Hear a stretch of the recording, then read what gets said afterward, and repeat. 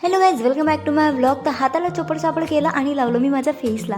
Guys, इतका makeup करून पण काय फायदा जेव्हा बांधायचंच होतं मला. नेहमी तासा रोडवर येऊन झालं होतं मला बोर. असं वाटत होते दुसऱ्या बस स्टॉपवर जाऊन पकडावी मी बस. ऐसा हो नाही सकता की मुझे बस स्टॉप की याद नाही, म्हणून मी काही बस स्टॉप चेंज करत नाही. मिळाली आणि सीटही मिळाली, पण काय करता, आळसपणा आणि झोपणी आपला पिछा थोडी सोडलेला आहे. मग नंतर इथे सर्वजण असं गम मध्ये बसल्यासारखे का दिसून राहिले मला, सर्वजण झोपेत आहे की काय.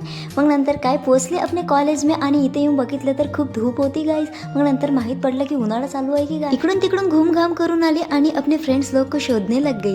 मग नंतर काय शोधता शोधता यांची मैफिल दिसली मला आणि एक्झामचा टाइम पण झालेला होता आणि मला जायचं होतं क्लासमध्ये. क्लासमधून आली आणि एक्झामही झालेला होता आणि माहीत पडलं की आज कामच काम आहे आपल्या मागे. आज होतं मला घरी जायला उशीर, कारण मला यायचं होतं पार्श्वनी तहसीलमध्ये आली आणि आपल्या कामाला सुरुवात केली. काम तर इतकं भयंकर होतं की मला आज होणार होता खूप जास्त उशीर.